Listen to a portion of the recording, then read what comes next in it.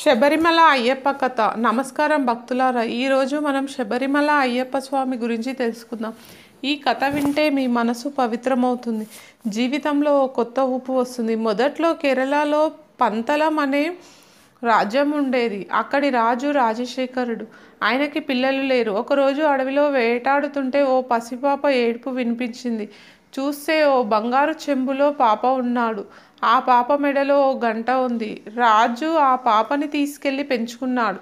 పేరు మణికంఠన్ అని పెట్టారు. మణికంఠన్ పెరిగి పెద్దవాడయ్యాడు. అతని తెలివితేటలకి అందరూ ముగ్ధులయ్యారు. కానీ రాణి మాత్రం అతన్ని చూసి ఈర్ష్యపడేది. ఎందుకంటే తన కొడుకు రాజు కూడా మణికంఠన్ రాజు అవుతాడని భయం. ఒకరోజు రాణి ఓ పన్నగం పన్నింది. తనకి తలనొప్పి వస్తుందని పులిపాలు తాగితే నయమవుతుందని చెప్పింది. రాజు మణికంఠన్ని పులిపాలు తెమ్మని పంపాడు. మణికంఠన్ అడవికి వెళ్ళాడు. అక్కడ ఆయనకి శివుడు కనిపించాడు. నిజానికి మణికంఠన్ శివుడు మోహిని అనే విష్ణుమూర్తి అవతారం, కలయికతో పుట్టిన బిడ్డ. శివుడు మణికంఠని ఈ విషయం చెప్పి అతన్ని హరిహరపుత్రుడు అని పిలిచాడు. శివుడు మణికంఠని ఒక మాల ఇచ్చాడు. ఆ మాల వేసుకొని రాజ్యానికి తిరిగి వెళ్ళమన్నాడు. మణికంఠ అలాగే చేశాడు. రాణి అతన్ని చూసి భయపడి తన తప్పు ఒప్పుకుంది. అప్పుడు మణికంఠ తన నిజస్వరూపాన్ని ప్రకటించాడు. తాను అయ్యప్ప అని శివకేశవుల కుమారుడనని చెప్పాడు. రాజుకి తన జీవిత ధ్యేయం గురించి చెప్పాడు. అదే భక్తుల కష్టాలు తీర్చడం, ధర్మాన్ని నిలబెట్టడం.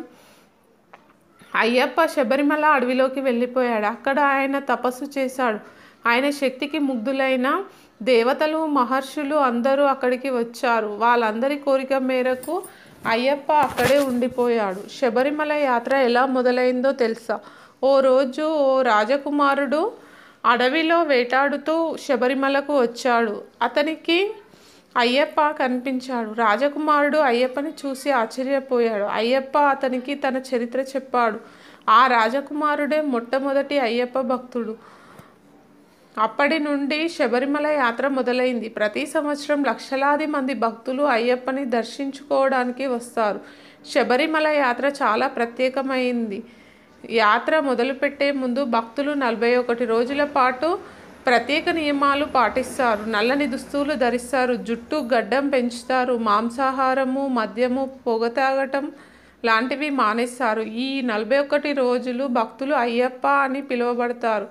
యాత్రలో భక్తులు స్వామియే శరణమయ్యప్ప అని నినాదిస్తూ కొండ ఎక్కుతారు. దారిలో పంతలం నది దగ్గర స్నానం చేసి ఇరుముడి కట్టుకొని ముందుకు సాగుతారు. ఇరుముడి అంటే 2 సంచులు. ఒక సంచిలో పూజా సామాగ్రి, రెండో సంచిలో నెయ్యి నింపిన కొబ్బరికాయ ఉంటుంది. ఆలయంలో అయ్యప్ప విగ్రహాన్ని పంబా నదిలో స్నానం చేయించి అభిషేకం చేస్తారు. భక్తులు నెయ్యాభిషేకం చేస్తారు. అంటే తాము తెచ్చుకున్న కొబ్బరికాయలో ఉన్న నెయ్యిని స్వామి విగ్రహంపై పోస్తారు. శబరిమలలో మకర జ్యోతి అనే అద్భుతం జరుగుతుంది. జనవరి 14న మకర జ్యోతి రోజున ఆకాశంలో ఓ తేజస్సు కనిపిస్తుంది. అది స్వామివారి దివ్య తేజస్సు అని భక్తుల నమ్మకం. శబరిమల యాత్ర కేవలం పురుషులకు మాత్రమే అనుమతి ఉంటుంది. 10 నుండి 50 సంవత్సరాల మధ్య వయసున్న స్త్రీలు యాత్ర చేయకూడదు. దీనికి కారణం అయ్యప్ప బ్రహ్మచారి కాబట్టి.